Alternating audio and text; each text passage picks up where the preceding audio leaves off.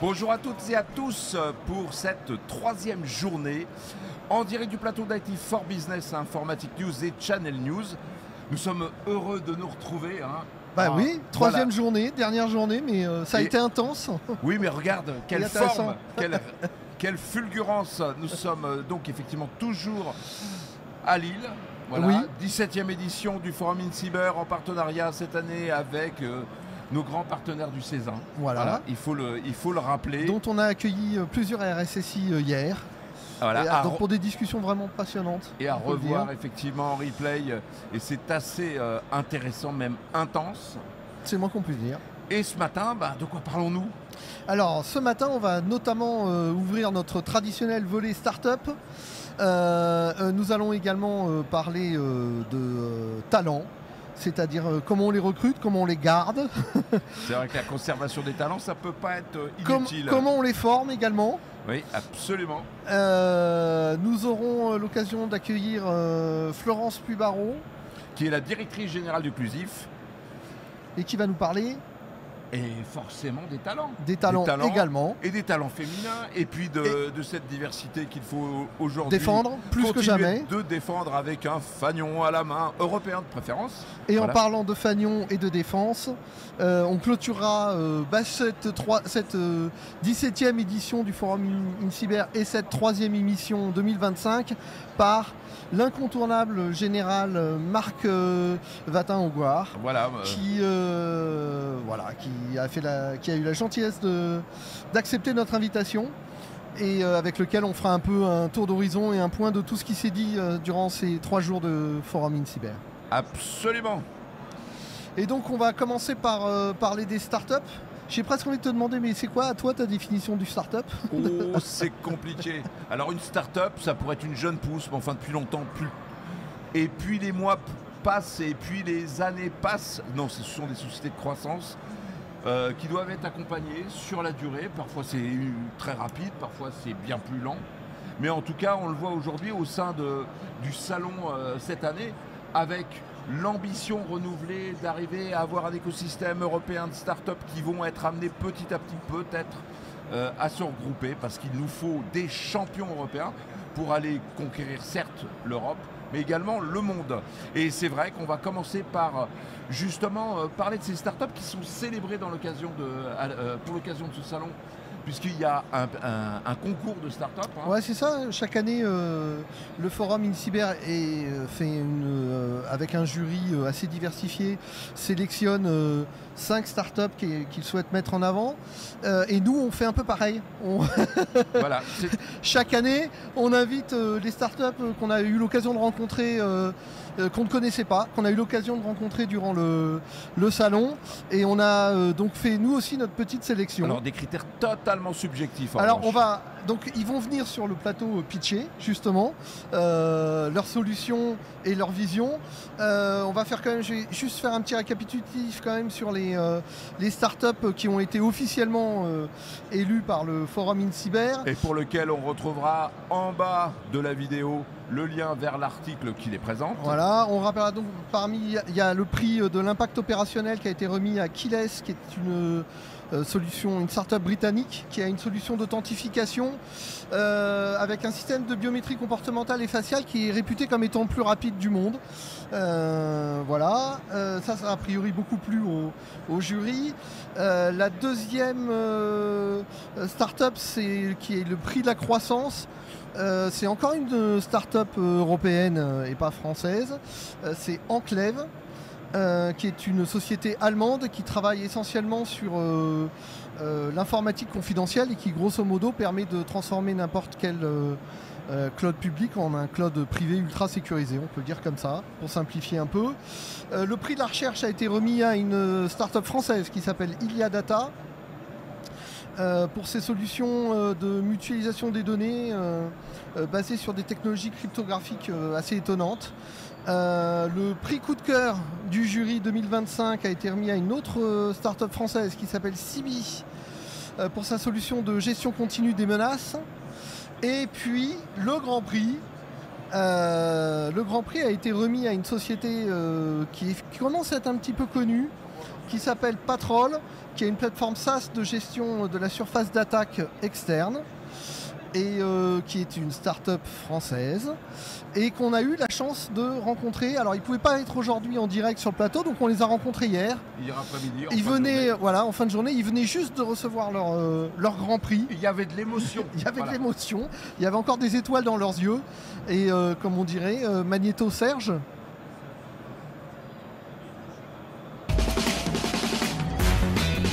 Alors le magnéto part pas.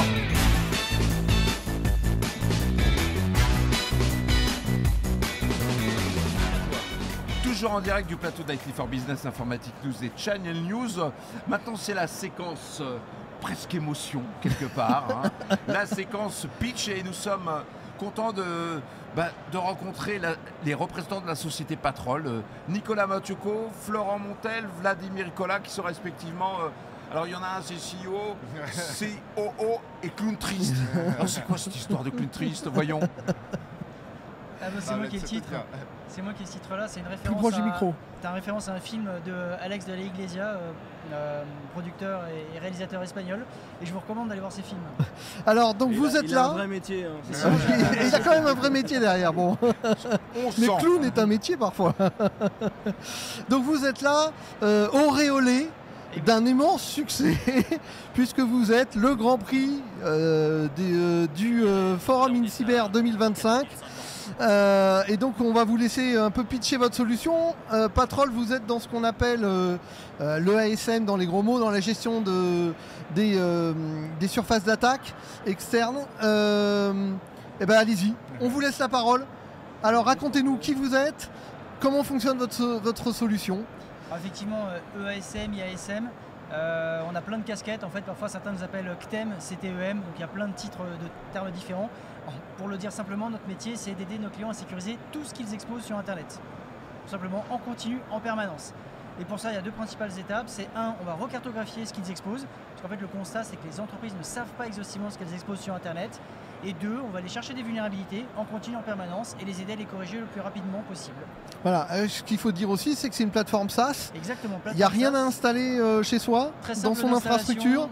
Le lancement chez les clients, l'onboarding, ça prend 15 à 30 minutes suivant la durée des politesses. Mais voilà, c'est très simple et tout est géré par nous pour leur faire gagner du temps. Et la solution est accessible à quel type d'entreprise, quelle taille d'entreprise? Quasiment toutes les tailles d'entreprise. Aujourd'hui, on a des clients PME, PMI, ETI, grands comptes. On a quand même plus d'ETI et de grands comptes, mais on a également quelques PME, PMI comme clients. Il faut juste qu'elles exposent des trucs sur Internet. Voilà. Tous, oui, c'est voilà. C'est important ce qui c'est un peu la base quand même. Il n'y a pas de sectorisation, c'est-à-dire qu'on a du transporteur aérien, de la compagnie aérienne, des travaux publics, du luxe, de la banque, de l'assurance, quels que soient les métiers. Alors vous êtes des acteurs européens, présents sur quel marché? France, Suisse, Belgique, Luxembourg, et on a ouvert l'Angleterre en septembre. D'accord. Donc avec toujours cette volonté de développer en européen votre activité. Et de conquérir le monde. Alors conquérir l'Europe pour commencer. Votre solution, j'ai lu quelque part que votre solution était particulièrement reconnue pour des mécanismes d'automatisation des tests.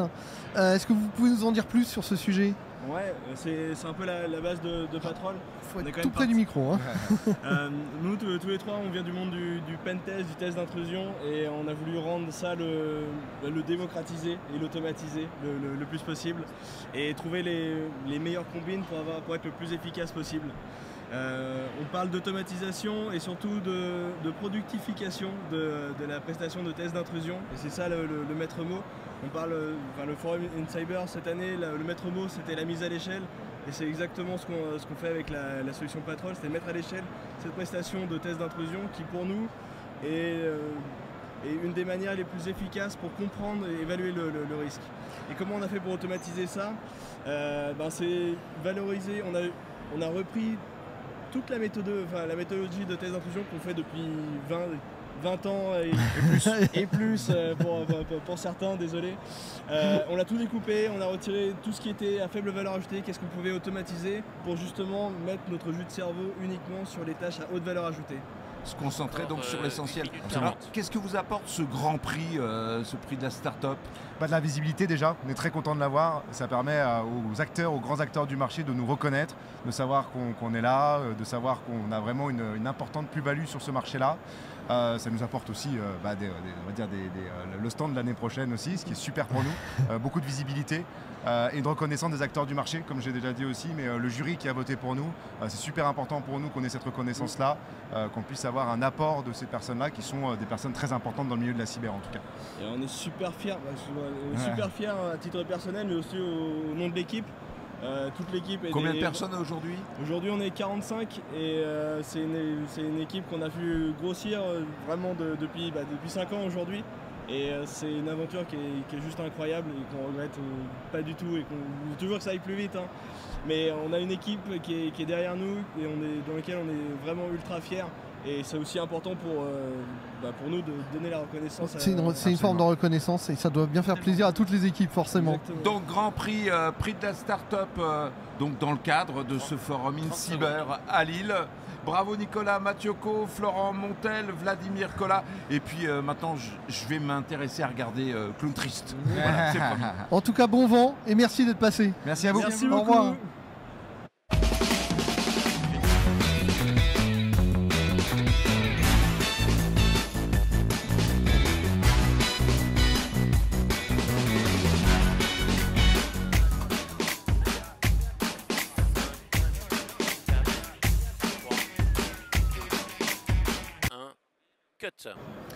De retour sur le plateau d'Active for Business Informatique News et Channel News, mon cher Loïc, nous recevons la deuxième start-up pour son pitch. Exactement.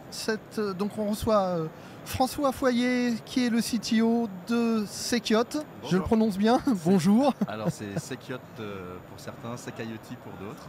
Mais Chacun le dit comme on veut, la comme il veut. prononciation anglaise ou française, on est une Parlez entreprise bien dans le micro. française. On est une entreprise française, voilà. Donc on est plutôt sur Sekayoti avec une prononciation anglaise, mais le Sekiot est bien. Mais il y a un sens logique au côté IoT, j'imagine. Et surtout au côté OT, puisque en fait, du coup, on va parler d'un sujet dont on parle finalement relativement peu, mais qui est d'une importance de plus en plus critique, qui est la sécurité des environnements industriels et de ce qu'on appelle l'OT. Et donc, on va vous laisser faire le pitch Eh ben, de votre entreprise. Allez. avec Parlez plaisir. bien dans le micro. Hein. Donc pour vous présenter Sekayoti, Sekayoti c'est une entreprise qui est dans sa 5e année d'existence. On est une trentaine de collaborateurs, essentiellement de la R&D aujourd'hui chez nous, des développeurs. Je sais que vous parlerez de talent un peu plus tard dans votre émission. Mais il en faut du talent pour avoir on a- une start-up. On a la chance d'en avoir une bonne dose et donc c'est l'occasion de les saluer aussi. Combien de personnes aujourd'hui? On est une trentaine dans l'entreprise et les 2 tiers en R&D. Voilà. Bon, alors C'est- que fait cette plateforme justement? Alors, on crée une solution pour les environnements industriels. Quand on parle de plateforme, c'est une plateforme qui va être installée essentiellement chez le client, on-premise, parce que les données qu'elles vont contenir, ces plateformes, sont assez critiques, puisqu'on surveille des procédés critiques, on surveille des environnements industriels qui sont cartographiés, mais on cartographie aussi les faiblesses, les points faibles, les vulnérabilités des équipements pour les faire ressortir et les mettre en évidence pour les RSSI. Ouais. Ou les... Vous cartographiez aussi les flux. Tout à fait, oui, tous les flux, parce qu'effectivement, voir uniquement la liste des équipements, c'est une chose, mais savoir comment ils travaillent ensemble, c'est primordial. Primordial pour savoir régler ces équipements. La sonde que Sekayoti produit est une sonde passive, et le passif est là pour surveiller le procédé sans interagir avec le procédé. Il est trop critique pour qu'on vienne Ouais, choisir. de c'est couper un l'idée d'avoir des sondes qui sont, quand on dit passif, en fait, ça veut dire des sondes non invasives. Tout à fait. Tout à fait. Et le non-invasif va être utilisé pour identifier les points faibles, être proactif dans sa cybersécurité. On va identifier des connexions directes entre des bulles industrielles et des environnements Internet, hein, voilà, qui sont des couloirs utilisés pour de la remontée d'informations de supervision. C'est primordial aussi. Aujourd'hui, on a beaucoup de clients qui ont des sites étalés sur toute la France, tous des territoires, même au-delà de la France, hein, des territoires vraiment très étendus. Et on ne peut pas avoir de l'humain présent sur chacun de ces sites en continu, c'est pas possible. Le principe d'automatiser, c'est aussi de se passer de la présence humaine. Maintenant, il y a des problématiques de supervision pour des besoins de BI, de voir si la production est bonne, si les états des réseaux sont bons, l'état de la production est conforme aux attentes. Ça, c'est déjà en place depuis un certain temps. On parle d'industrie 1, 2, 3, 4.0. Donc, il y a une phase qui a eu lieu il y a quelques années de venir segmenter l'IT et l'OT en mettant des firewalls dédiés aux environnements industriels pour en créer des bulles isolées. Les problématiques de cybersécurité industrielle, effectivement, on en parle assez peu, mais par contre, on en parle depuis longtemps. Ça fait, je pense que si on remonte 20 ans en arrière, on retrouvera encore des... Oui, et puis finalement, la cybersécurité OT, c'est un peu lié aussi au sujet de sûreté qui sont fondamentaux dans tous ces... Tout à fait. Donc, il y a des cadres réglementaires qui existent déjà pour des gros industriels, qui sont des... alors on peut parler d'OIV ou d'entités importantes, essentielles. On est en pleine transition sur le nommage de ces entités. Elles se connaissent bien, elles ont déjà des niveaux de maturité cyber sur les périmètres industriels qui sont élevés. Elles ont un cadre réglementaire qui va être plutôt de l'ordre Enfin, c'est plutôt la LPM qui fait ça. Et pour revenir aux aspects sécurité, vous faites de la détection de cybermenaces, du monitoring de vulnérabilité. Quelles sont toutes les fonctions de cybersécurité qui rentrent dans cette protection outil? Alors c'est intéressant. En plus de la cartographie dont on a beaucoup parlé. Attention, il va être 40 secondes. 40 secondes. La cartographie, j'insiste une dernière fois dessus pour dire que c'est vraiment le cœur essentiel. Le cœur de la plateforme. Il faut regarder, cartographier, voir l'ensemble. D'autant que j'ai cru comprendre qu'elle était collaborative en plus, à plusieurs. Et on voit tous les métiers, l'IT, l'OT, les RSSI, les mainteneurs vont tous pouvoir collaborer à cette cartographie, cette vue d'ensemble. Ça documente le système d'information industrielle, c'est primordial pour mettre en place une stratégie de détection qui soit efficace.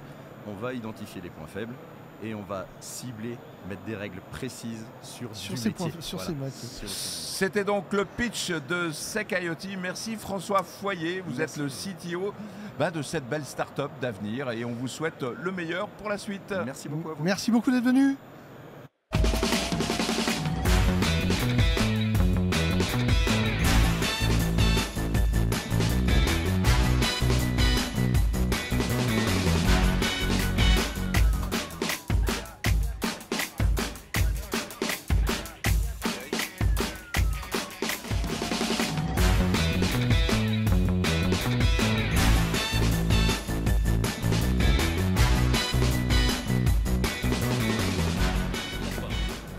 Toujours en direct du plateau d'IT for Business, Informatique News et Channel News. Nous sommes dans la séquence pitch des startups. Et maintenant, nous recevons... notre deuxième startup sélection à nous. Voilà, les nôtres. Les nôtres. On reçoit Gilles Castéran qui est le fondateur de Memority. Et Memority, si j'ai bien compris, c'est une Identity Factory. Et vous allez nous expliquer ce qu'est une Identity Factory. À vous le pitch. Merci de me recevoir. Oui, donc Gilles Castéran. Donc une Identity Factory, c'est quoi? C'est une plateforme qui permet de faire de la gestion des accès des identités numériques, mais qui a quelques caractéristiques. Alors, qu'est-ce que d'abord la gestion des accès d'identité numérique? C'est une bonne question. C'est la capacité, en fait, à un accédant, qu'il soit utilisateur humain ou non humain, à interagir avec des applications des services numériques, mais ça dans un environnement contextualisé et sécurisé. Alors nous, notre mission, et l'Identity Factory est là pour ça, c'est pour révolutionner ce domaine-là. Alors on le révolutionne avec 4 grands items. Le premier, c'est qu'on a rendu disponible dans notre Identity Factory l'ensemble des fonctions qui permettent de gérer les accès, de gérer le cycle de vie des entités et d'avoir une vision à 360 degrés. Le deuxième point, c'est que cette même plateforme permet de traiter tous les cas d'usage, toutes les populations, tous les types d'identités, c'est-à-dire l'identité des employés, mais également des partenaires, des clients et également des objets connectés. Le troisième point, c'est qu'elle est full cloud. Et le quatrième, c'est qu'elle permet de contextualiser à l'environnement client de façon très adaptative au contexte, à l'organisation, au processus de nos clients. Alors on pourrait peut-être donner quelques exemples de clients et de comment ils utilisent cette plateforme justement. Alors si on prend... alors déjà la première sujet que je voulais dire d'abord, c'est que, et on va le voir avec les clients, c'est que cette plateforme, c'est la plateforme la plus riche, fonctionnellement la plus performante du marché aujourd'hui. On regarde cette vision d'Identity Factory. Alors en effet, on a des très grands clients. Par exemple, il y a un constructeur automobile qui utilise la plateforme pour les 500 000 employés et sous-traitants qu'il a, les millions de concessionnaires qui vont se connecter à son système d'information dans les visions d'entreprise étendues, mais également les dizaines de millions de clients qui vont utiliser cette plateforme pour accéder aux voitures et utiliser en fait cette savoir-faire de gestion des accidentité pour accéder aux voitures avec le téléphone mobile. Et donc là, on gère des dizaines de millions d'objets connectés. Ouais, c'est un exemple quand même qui est super parlant. On va parler un peu de vos équipes, combien vous êtes et surtout rappeler que c'est un développement français avec des équipes françaises, vous avez tout rapatrié en France. Voilà, oui, merci, c'est une belle histoire. Alors évidemment, là, j'ai parlé de la plateforme, mais c'est aussi des talents. Et donc aujourd'hui, c'est une centaine de personnes Memority. Alors l'histoire de Memority en effet particulière, puisqu'on l'a cofondée avec mon associé Francis Grégoire il y a 12 ans au sein d'une entreprise que je dirigeais qui était Harrismore, vendue à Accenture. Et un carve-out, c'est ça à la suite. Un carve-out il y a 20 mois pour rendre autonome et indépendant. Nous, on a une vraie conviction, c'est qu'on peut faire un champion européen de la gestion d'accidentité. Et c'est la mission qu'on a pris avec Francis, nos associés et nos salariés. Ah, c'est une sacrée mission. Qu'est-ce qu'on peut dire d'autre? Alors justement un peu sur la plateforme, sa facilité de mise en œuvre. Voilà, donc en fait la grande disruption qu'on donne aussi, c'est qu'on permet à des clients, finalement j'ai montré qu'elle était très large et qu'elle embrassait large le domaine, mais dans la réalité ils peuvent utiliser et démarrer sur un sujet ponctuel. On a un grand client dans l'aéronautique qui utilise la plateforme pour le B2B, pour la relation avec l'ensemble de ses partenaires et ses clients pour se connecter en mode entreprise étendue, et puis progressivement il peut la déployer. Donc ce qui permet finalement à nos grands clients dans les grandes transformations à l'échelle de se dire j'ai une cible et puis progressivement j'y vais. Et comme on est en cloud, on y va évidemment avec des coûts de possession qui sont hyper performants. Alors l'autre point, les objectifs qu'on se donne à chaque fois, c'est améliorer l'expérience utilisateur. Et c'est un des rares sujets dans la cybersécurité où on simplifie la vie de l'utilisateur, on le protège et on accompagne ces grandes transformations performance métier. Oui, et vous accompagnez aussi des tas de nouveaux usages finalement, parce que quand on parlait de voitures connectées, vous avez aussi évoqué l'IoT. C'est vrai que finalement, on a besoin de se connecter à des services qui peuvent être critiques. Quand c'est pour démarrer la voiture, éteindre la voiture ou des choses comme ça, c'est quand même fondamental.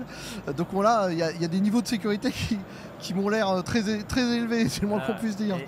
Exactement, donc on est sur de nouveaux usages. Donc là, c'est un bel exemple. Et puis là, on voit aussi la puissance de ce domaine de gestion des accidentités et de notre plateforme sur le sujet. Mais je vais en citer un autre assez important. Les 5 grandes banques françaises ont décidé, et ça sera à partir de septembre, de révolutionner notre vie de consommateur en nous permettant d'accéder à l'ensemble des services français sans accent, login, mot de passe. Et donc du coup, c'est une vraie version. L'entreprise s'appelle BeConnect. Derrière, on est 40 millions de clients à avoir déjà une application mobile de ces 5 grandes banques. Et donc on va révolutionner ça pour supprimer dans 80% des cas les logins mots de passe pour accès aux grands services, aux grands fournisseurs de services. Eh ben on a hâte. Ça avec Memority. On a hâte de découvrir effectivement cette simplification de la vie des utilisateurs tout en sécurisant les identités. C'est magnifique. Merci Gilles Castéran. Je rappelle, vous êtes le fondateur de Memority. Merci. Merci bon salon. d'être venu. Merci. Voilà.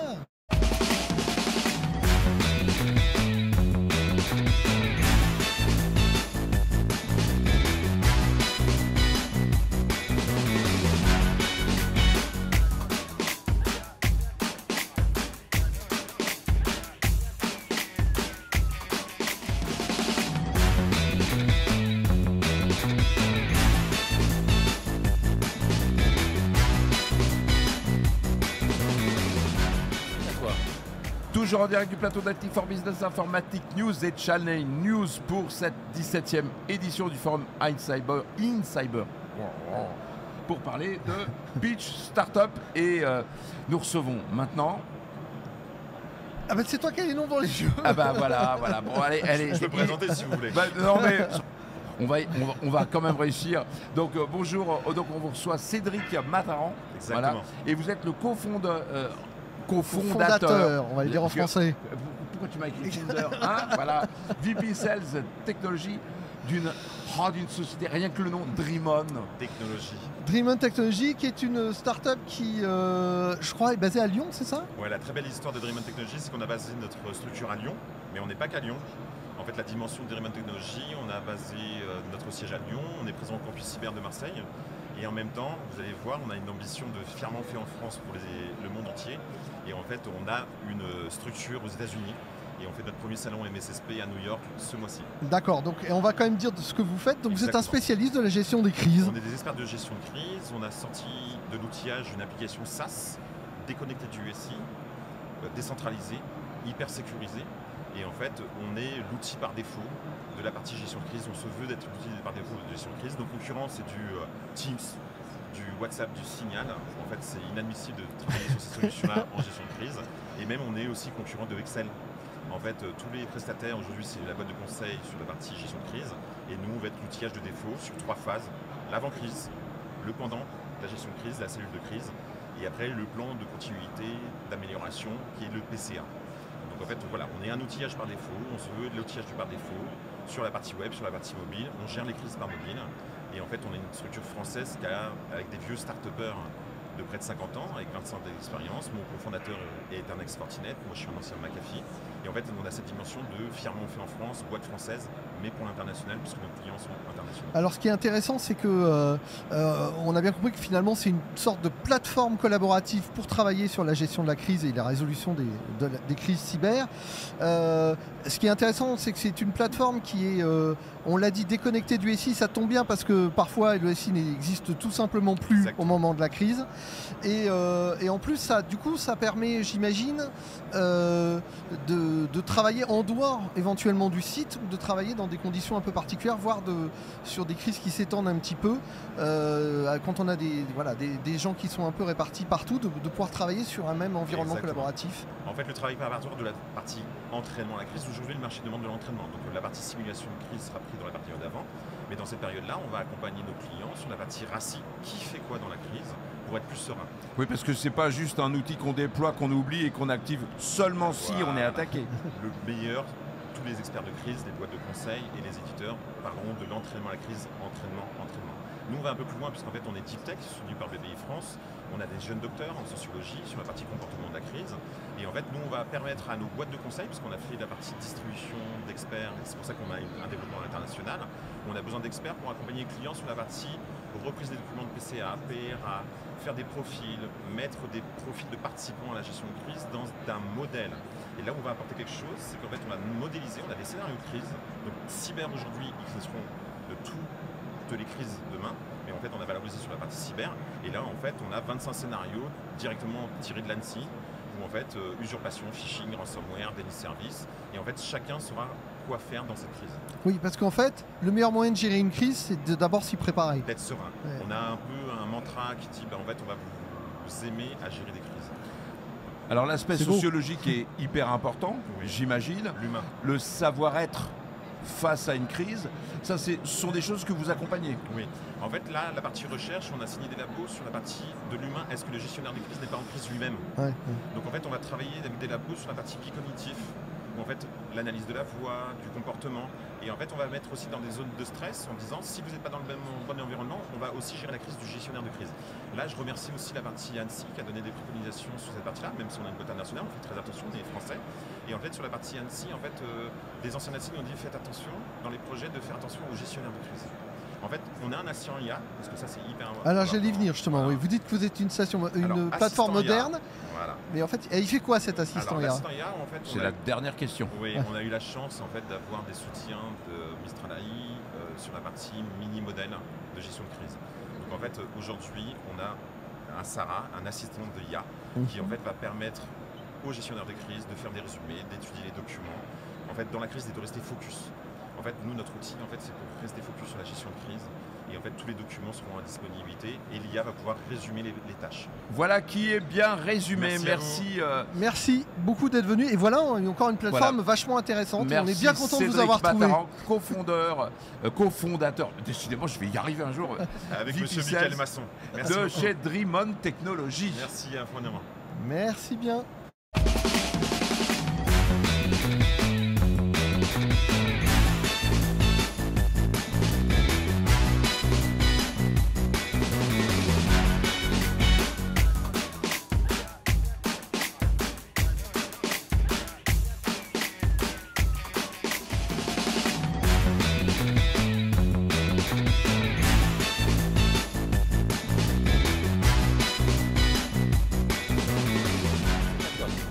toujours en direct du plateau d'IT for Business Informatique News et Channel News, mon cher Loïc.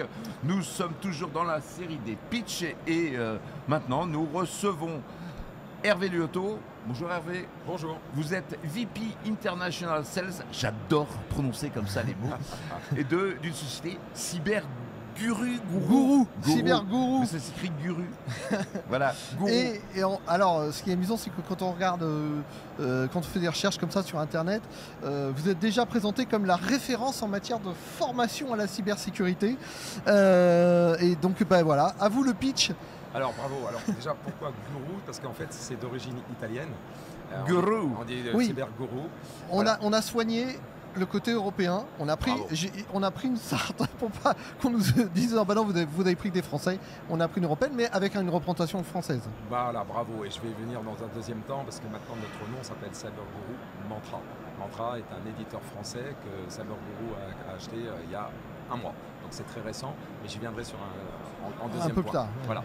Alors sur la partie formation, c'est important. Parlez bien près du micro parce qu'on va pas vous entendre. Sur la partie formation, c'est important ce que vous me dites parce que c'est vrai que de temps en temps, des prospects et des clients viennent nous voir et me disent « Ah ben vous faites de la formation ». Alors c'est important de vraiment bien repréciser. En fait, on est un éditeur de software. Donc en fait, on propose du soft effectivement qui va aider à sensibiliser les employés autour de la cyber, autour de la sécurité informatique.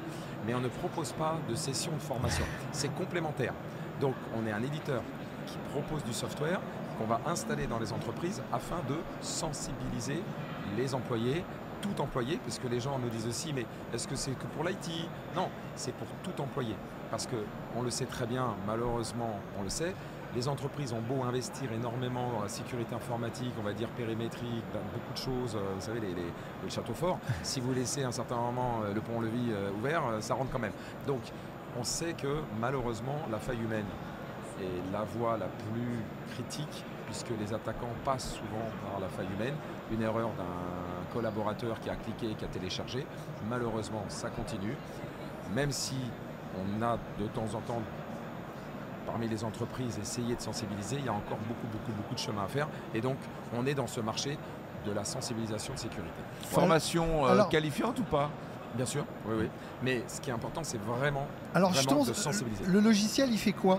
Alors, le logiciel, ce qui est important, c'est que je voulais absolument représenter aussi ce qu'était Cybergourou Mantra. Et après, je vais vous expliquer le logiciel. Allons-y. Voilà, donc en fait, Cybergourou est une origine italienne, créée 2017, mais surtout 2019, puisque la solution en 2019. Et après, donc, il vient de racheter la société la plus start-up, parce que 2021, Mantra en France, qui avait quand même déjà une trentaine de salariés, 300 clients. Et donc maintenant, on est une société franco-italienne, mais en France, avec des droits français, contrats français, etc., etc. En fait, aujourd'hui, Cybergourou et Mantra offrent une largeur au niveau des différents modules qui est, sans arrogance aucune, la plus large du marché. Pourquoi? Et là, j'y viens.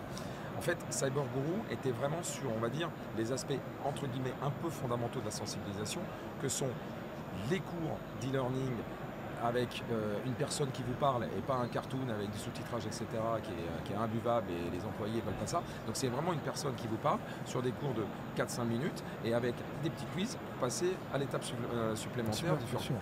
Ensuite, c'est vrai que comme on joue sur l'émotivité et l'émotion des salariés, de temps en temps, ces cours entre guillemets un peu académiques peuvent être, on va pas dire barbatifs, mais c'est intéressant d'y ajouter des choses un peu plus sexy, comme des petites vidéos à la mode Netflix-like, des petites vidéos de 5 minutes, des formats pas trop longs. Si c'est trop long, ils n'écoutent pas. Si c'est trop court, c'est pas pertinent. C'est pas pertinent, merci, j'allais dire relevant en anglais.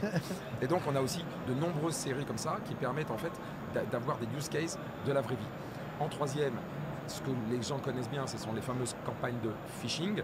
Donc on a des centaines et des centaines de différents templates qui vont attaquer en fait les différents employés, que ce soit la personne de l'accueil ou la personne, un expert sécurité. Qui mettent à l'épreuve les... Bravo, qui mettent à l'épreuve. Mais on parle d'email, mais aussi des QR codes, du smishing. Voilà, donc tout ça, c'est automatisé, nouvelle génération, et surtout, pour le RSSI, c'est un gain de temps considérable par rapport aux anciennes solutions qu'il y avait sur le marché qui devaient demander du temps, de préparation, etc., etc. Et alors maintenant, ce qui est intéressant, c'est Mantra. Donc Mantra apporte en fait ce côté un peu new gen digital avec des modules complémentaires. Un chatbot par exemple. Donc le chatbot va être l'interlocuteur privilégié des employés qui vont pouvoir le questionner. Vous rentrez les politiques de sécurité dans le chatbot qui va vous répondre. Bien évidemment, le chatbot va aussi vous poser des questions à la fin pour pouvoir savoir si vous avez bien tout saisi. Donc ce chatbot est interactif, connecté avec du Teams, avec du Slack, etc. Et 2 autres modules, parce qu'en fait, il y a une conclusion à tout ce que je vais vous dire. Oui, parce que c'est la conclusion. Voilà, c'est en fait les Smart Banners et les Browser Defender qui sont en fait en complément des anti-spam et tout. Mais et maintenant, c'est là qu'est l'importance, c'est qu'en fait, les taux de clics, les fameux clickles, alors les clics, les serial clickers, il y a toujours, on arrive toujours à malheureusement entre 5 et 10% de gens qui se font avoir. Avec ces nouveaux modules, on descend de 1 à 0,1% le taux de clic. Et c'est ça qui est important. Oui, soudain, on va dire que ça restreint encore plus la surface d'attaque. Bravo. Voilà, donc Bravo. maintenant on saura qu'on a des solutions contre les serial clickers. Voilà, c'est bon. Définition que je conserve. Merci Hervé Liotto. Merci. Je rappelle que vous êtes le VP International Sales de Cyber Gourou Mantra. Bravo. Merci messieurs. Merci.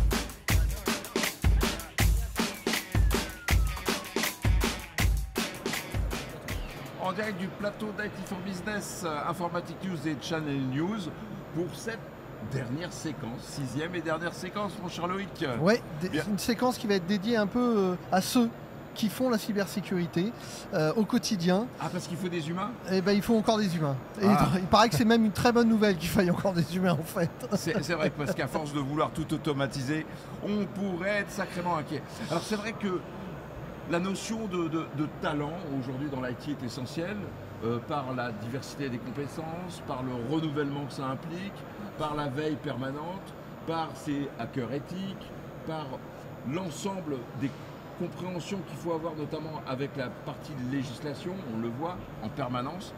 Donc on voit que c'est plus un sujet isolé, c'est un sujet global, un sujet transversal dans les entreprises. Et on a voulu commencer cette séquence par prendre le problème peut-être dans un autre sens que celui qu'on aborde oui, généralement. exactement. C'est-à-dire toujours en train de dire oui, il n'y a pas assez de femmes, il n'y a pas assez de ceci, on ne met pas assez de moyens.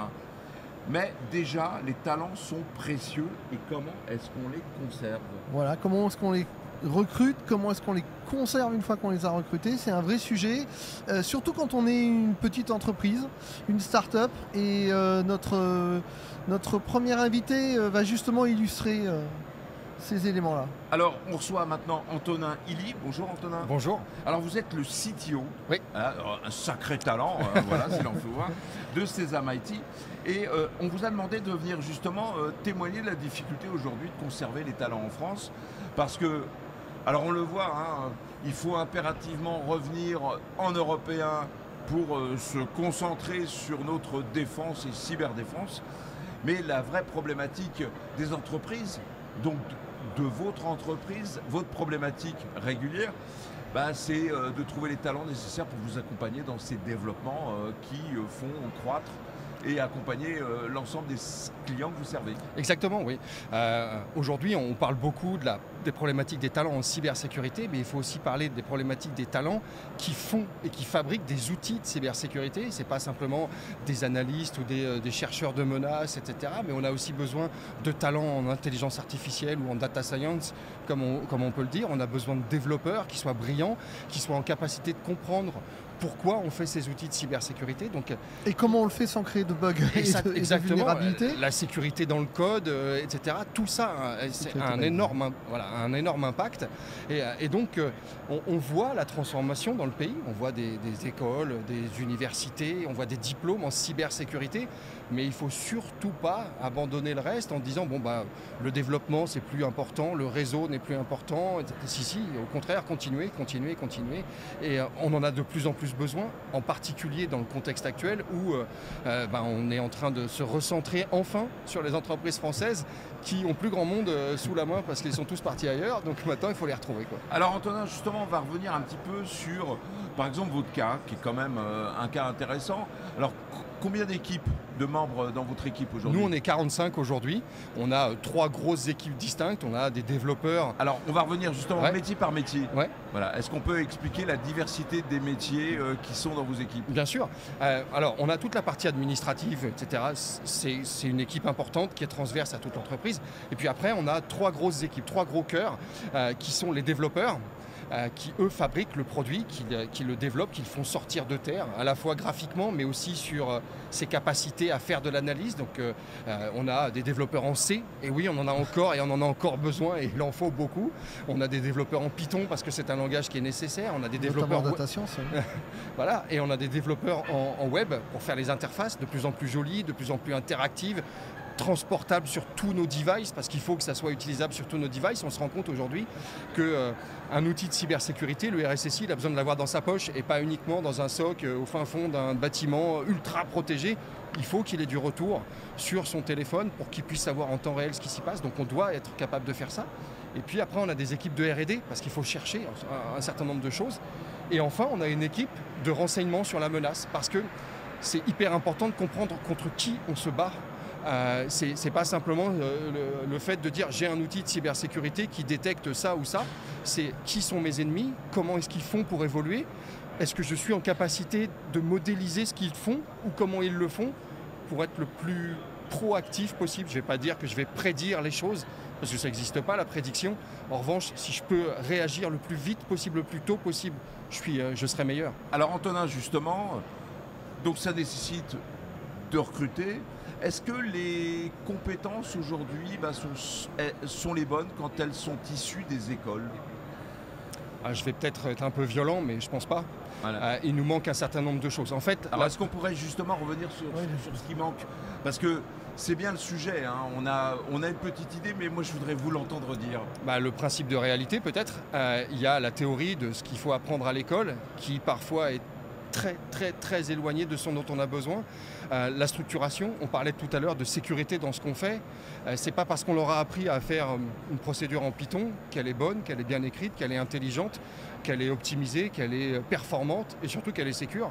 Il va falloir aussi leur apprendre à utiliser. C'est difficile pour moi qui vient de... Il n'y avait pas d'internet quand j'ai commencé, ça fait vieux con, mais j'y peux rien, c'était comme ça. Maintenant, ils font tout avec ChatGPT. On a connu aussi cette époque. Ouais, voilà. Et maintenant, ils travaillent avec ChatGPT. Je pense que plutôt que de l'interdire à l'école, il va falloir leur apprendre à l'utiliser intelligemment. Et à maîtriser. Voilà, je dis ChatGPT. Les IA génératrices de code. Mistral, etc., Évidemment, il faut savoir les utiliser. Qu'elles fabriquent du code, c'est parfait. Je suis estomaqué par leur capacité à le faire d'ailleurs. Maintenant, elles le font généralement pas bien. Donc, il faut le relire. C'est pas un copier-coller qu'il faut faire de tout ça. Pourquoi il faut le relire? Il faut le comprendre. Exactement. Il faut l'analyser, il faut l'intégrer, il faut le tester. C'est exactement ça. Et c'est pas de l'argent comptant. C'est pas parce que ça sort d'une IA générative que c'est la stricte vérité et que c'est bien. La bonne nouvelle, Antonin, c'est qu'on va dire que les entreprises en règle générale, et on espère que ça va diffuser un peu plus vite, d'expliquer que l'intelligence artificielle, c'est super pour les experts. Mais pour ceux qui débutent, absolument pas. Mais non, on ne peut pas les laisser comme ça, on ne peut pas les laisser tomber dedans en se disant tout va bien, demande-lui et prends la réponse et copie-la. Ça ne marchera pas en fait. Ça nécessite... On m'aurait donc menti. Ça nécessite qu'on prenne en main les choses. Et plus tôt on les prendra en main, plus tôt nos enfants, aussi jeunes soient-ils, comprendront que ce qui sort de leur téléphone, ce n'est pas la vérité absolue. Mieux on se portera. Aujourd'hui, on voit bien que, avec des enfants qui ont 9-10 ans, mais c'est écrit dans Google. Ouais, d'accord, mais je ne sais pas qui l'a écrit, donc je ne peux pas te dire si c'est vrai ou pas. Et donc c'est toujours comme ça. En fait. Alors sur cette recherche de talents, il faut les chercher, les trouver, les former. Maintenant, c'est de la formation continue. Ouais. Il ne s'agit plus de vivre de ses acquis quand on sort de l'école. Nous, on en est conscient, parce que ce qu'on a appris par le passé, sauf les bases, ça vaut plus de tripette. Donc, ce besoin incessant, justement, d'accompagner sur la formation, comment vous l'intégrez, vous, dans votre entreprise? En fait, on va leur laisser du temps pour chercher, pour faire des recherches qui sont soit personnelles, soit de curiosité, etc. L'idée, c'est de leur dire, vous devez, alors, on va prendre le cas basique, vous devez 7h30 par jour pour faire vos 35 heures et respecter. Ok, d'accord. En fait, non, c'est pas grave. Si tu as bossé que 5 heures et que tu passes 2 heures à rechercher autre chose, c'est très bien en fait. Sois curieux. Et si à un moment donné, tu éprouves le besoin de me dire, je voudrais creuser plus loin sur ce truc-là, parce que je pense que ça pourrait m'aider à faire ça ou à nous faire grandir sur le produit en général, viens, on y va, on va trouver s'il y a une formation. Sinon, je vais te laisser du temps pour chercher ça. Justement, Antonin, ça c'est le sujet. Quand un jeune vient vous voir pour répondre à une demande, cette curiosité, comment vous arrivez à la tester, à la jauger? Parce qu'aujourd'hui, c'est pas le savoir-faire qu'il faut jauger, c'est le savoir-être. C'est exactement ça, l'envie de s'arracher, j'ai envie de dire, parce qu'aujourd'hui, c'est ce qui nous manque le plus, de voir des gens qui ont envie de s'impliquer. Et en fait, on va leur parler de l'histoire de l'entreprise et on va voir s'ils ont envie d'adhérer à cette histoire ou s'ils vont simplement le prendre comme une entreprise parmi d'autres. Si c'est ça, l'état d'esprit, on va dire non, en fait, c'est pas ça qu'on va rechercher. On a besoin de quelqu'un,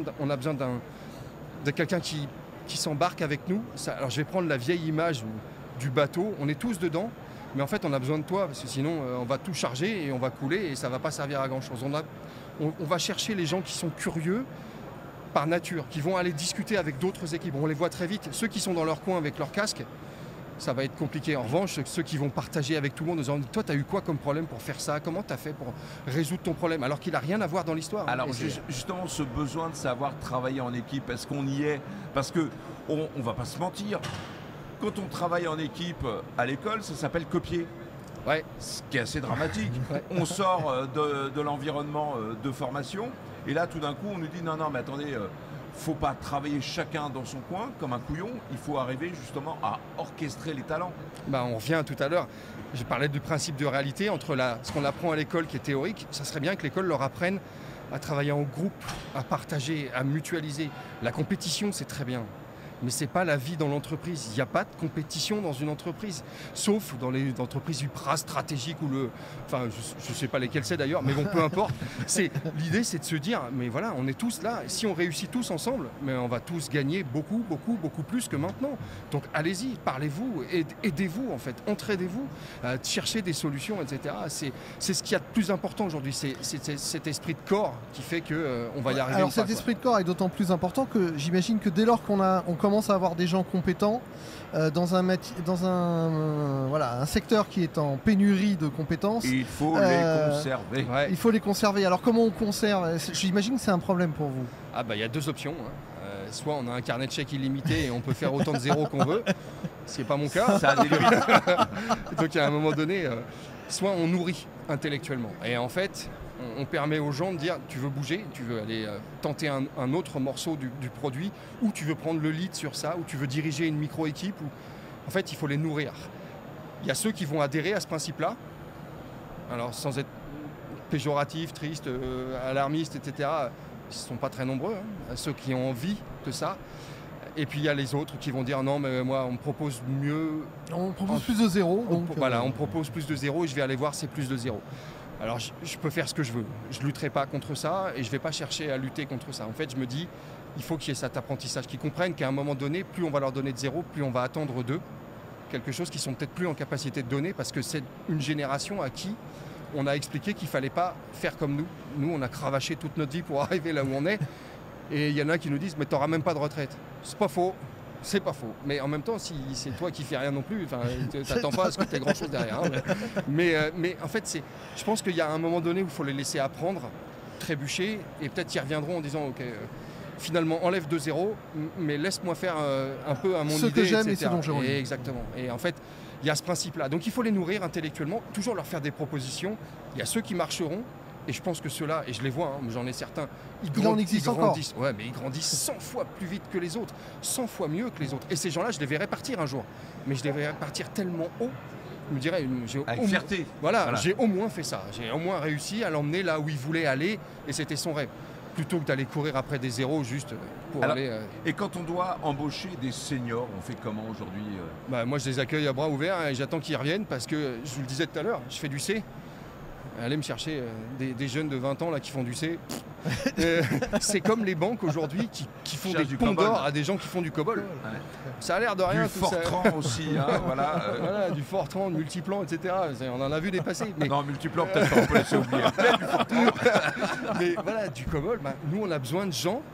Et en fait, on se rend compte, ça canalise aussi certains jeunes dans les équipes. C'est-à-dire qu'ils voient revenir des gens posés, qui savent ce qu'ils font et pourquoi ils le font et comment il faut le faire.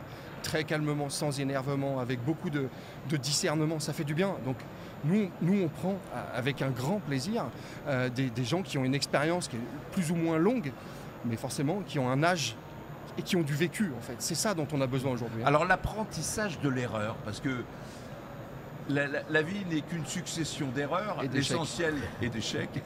L'essentiel, c'est de s'en rendre compte très vite et de pouvoir justement presque être récompensé pour s'être trompé. Ouais. Est-ce que ça fait partie de votre philosophie? Exactement, moi c'est ce que je leur dis. Je leur dis, celui qui ne lève jamais la main pour me dire soit il s'est planté, soit qu'il ne sait pas, je vais avoir un très gros doute sur sa capacité à continuer avec moi, en fait. Ça ne peut être que des moments de solitude.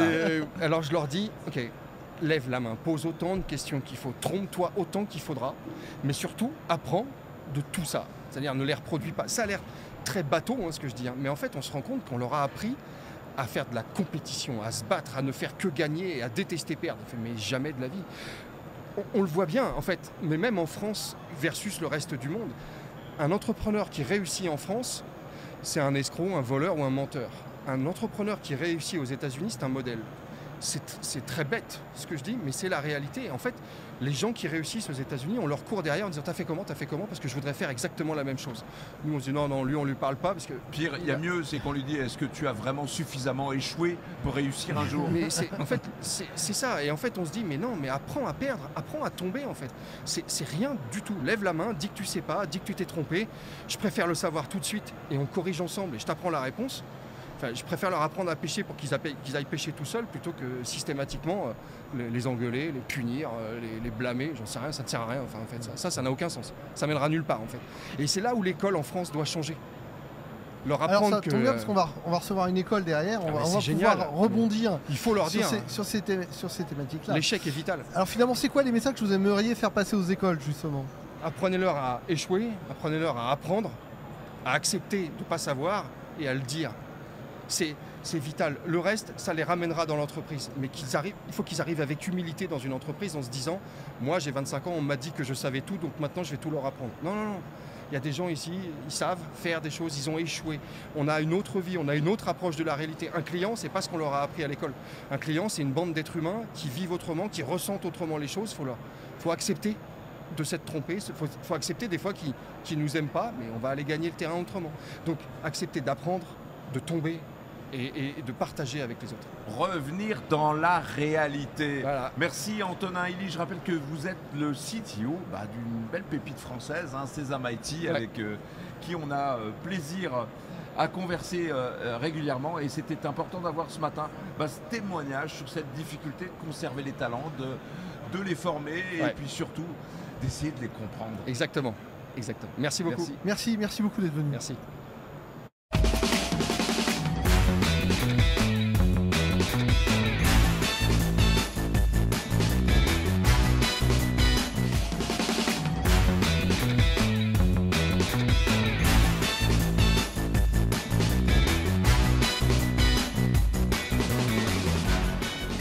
Toujours en direct du plateau d'IT for Business, Informatique News et Channel News pour cette dernière séquence de cette troisième journée de cette 17e édition. Rompez le banc. Non, c'est ça tout à l'heure avec le général. Cette 17e édition du Forum InCyber. Faut quand même dire de quoi c'est. Je m'égarais, veux-tu dire? Sans doute. On va continuer cette petite séquence très sympathique sur le recrutement des talents, oui, sur les difficultés à maintenir les talents et surtout comment on les forme. Voilà, on va attaquer ce segment formation qui finalement tombe bien vu le témoignage que l'on a eu juste avant et les messages qu'il voulait faire passer aux écoles. On va avoir l'occasion de rebondir dessus, ça va être très bien. Et pour en parler, nous recevons quelqu'un qu'on a été pécho, comme on dit aujourd'hui, sur le salon. Xavier Lagrange, bonjour. Bonjour. Vous êtes le responsable exécutif éducation d'une école qui s'appelle F-R-E-I. Alors, Effray. Les frais. Ah, alors ça effraie, mais ça fait peur. Alors c'est une école qui n'est pas récente, hein, puisque vos origines, j'ai regardé sur votre plaquette, vous voyez, j'ai sous les yeux. Très bien. 1936, 85 ans d'innovation, et aujourd'hui vous faites partie de la composante, ah ça me rappelle quelque chose, de l'université Paris-Panthéon-Assas. Tout à fait. Alors donc vous formez à quel type de formation? Alors, historiquement, on a un programme ingénieur en informatique avec différentes majeures, mais on forme également depuis quelques temps maintenant du BTS jusqu'au master, et on va toucher des dimensions d'IT, digital, de cybersécurité, d'IA, de data, de l'IoT.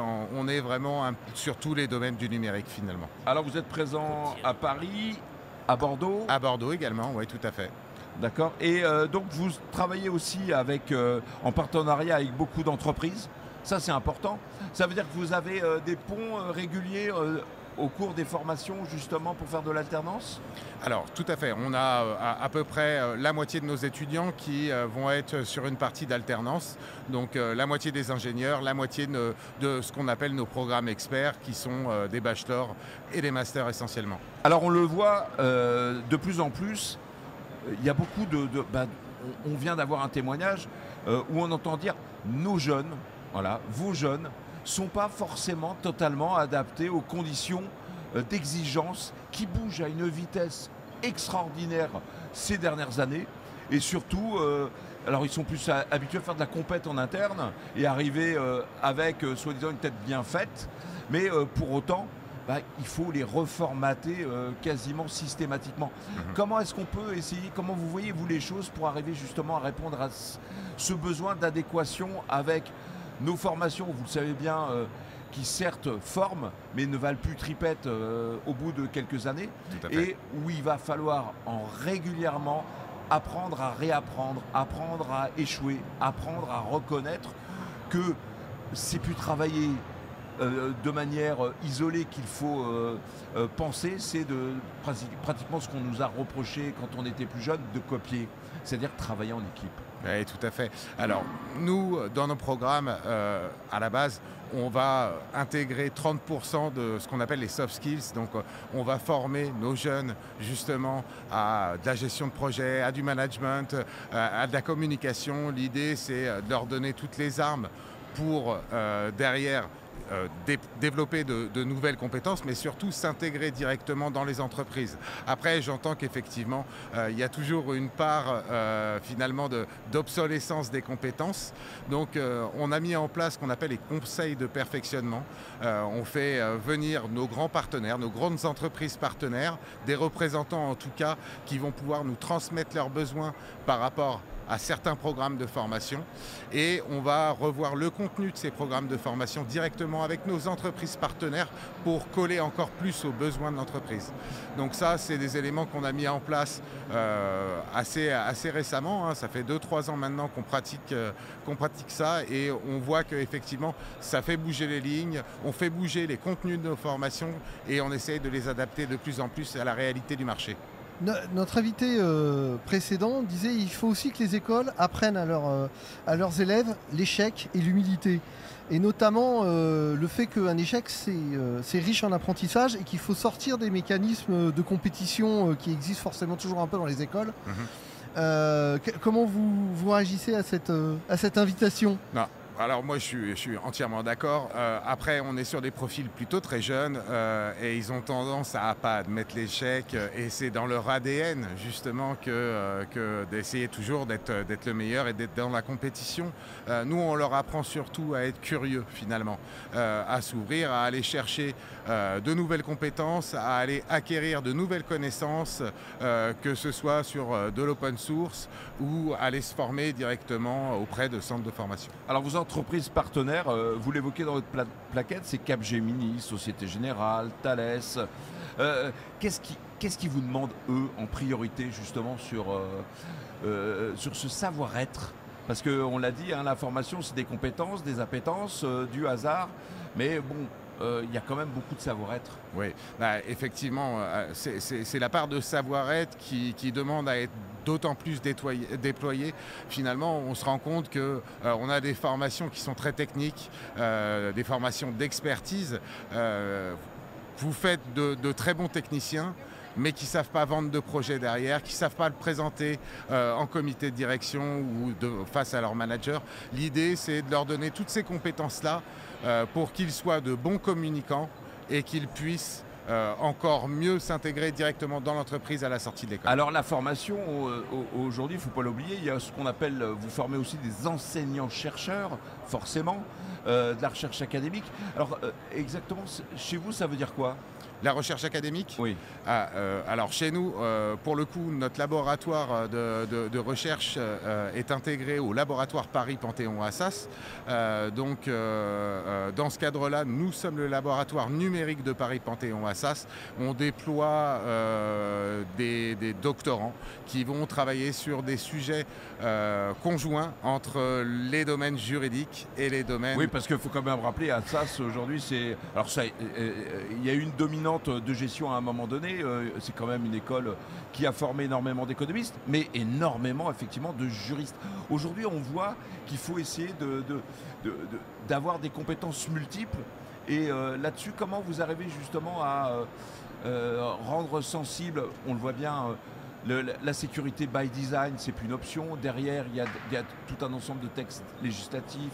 On parle en permanence de Nice pas de Bryce de Nice pour nos jeunes, mais réellement de référentiels compliqués qui font appel à énormément de connaissances et, comme vous dites, de curiosité. Comment est-ce qu'on arrive justement à sensibiliser là-dessus ? Parce que c'est pas évident de passer d'un code à l'autre. Alors, pour le moment, on est plutôt sur une dimension de conception de programme et on n'est pas encore sur cet aspect de sensibilisation, mais on voit bien qu'au niveau des entreprises, il y a une demande de ce type de profil et donc nécessairement, une fois qu'on aura sorti ce programme-là, on va pouvoir marketer ça et faire en sorte d'attirer les jeunes sur ce type de problématique. Et la formation aujourd'hui, parce que ce qui a été évoqué tout à l'heure, c'est aussi, on a l'impression qu'il faudrait presque leur apprendre, je sais pas, à jouer au rugby. Pas au foot, au rugby, c'est-à-dire en équipe, utiliser la force de ses partenaires, la force des autres étudiants. Comment est-ce qu'on arrive justement à former à cette discipline qui est celle de s'appuyer sur la force des autres ? Alors, pour le coup, nous, à Les Frères, on a une vie associative qui est très dense, très riche. On a un peu plus de 60 associations, donc on encourage nos élèves à s'investir dans cette partie associative. C'est ce qui va leur permettre de construire cette appétence au travail d'équipe, ce goût de l'engagement dans une cause. Donc on a des associations assez diverses et variées sur toutes les thématiques pour essayer de les engager au maximum. Alors comment est-ce qu'on fait évoluer les diplômes ? Parce que quand on regarde les intitulés de formation, alors effectivement vous formez des ingénieurs, des managers experts, e-business, technologie, brevet de technicien supérieur communication.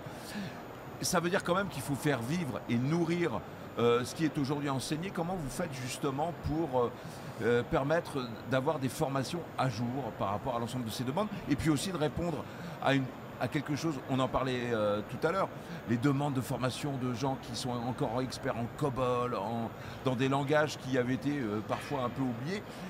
Ça va devenir compliqué, notre histoire. Oui, tout à fait. Alors, effectivement, sur les langages oubliés, ça devient de plus en plus compliqué. Après, pour ce qui est des nouvelles compétences, des nouveaux titres, alors, c'est pour nous des rouages qui sont de plus en plus durs, puisque c'est France Compétences maintenant qui détient, je dirais, un peu les rênes de la création de nouveaux programmes, de nouveaux titres, donc de nouveaux diplômes derrière.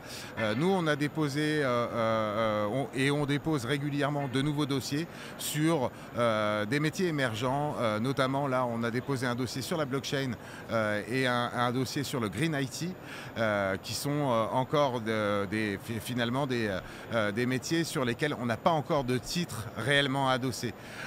Donc voilà, on essaye de faire évoluer nos programmes dans ce sens-là et en même temps avec les conseils de perfectionnement qui nous permettent de réajuster les contenus au regard des nouvelles technologies, des innovations. Et est-ce que vous trouvez encore des jeunes qui viennent vous voir en disant vous voudrez une formation en développement pour faire du C, pour faire des choses qui sont aujourd'hui considérées comme mettre parfois un peu trop les mains dans le cambouis? Oui, tout à fait, tout à fait. Alors on a un bachelor qui repose sur un titre concepteur-développeur d'applications.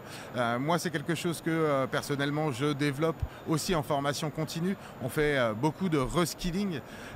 Donc on va aller prendre des personnes qui n'ont jamais fait d'informatique et les emmener sur un titre de concepteur-développeur d'applications à développer justement des sites web.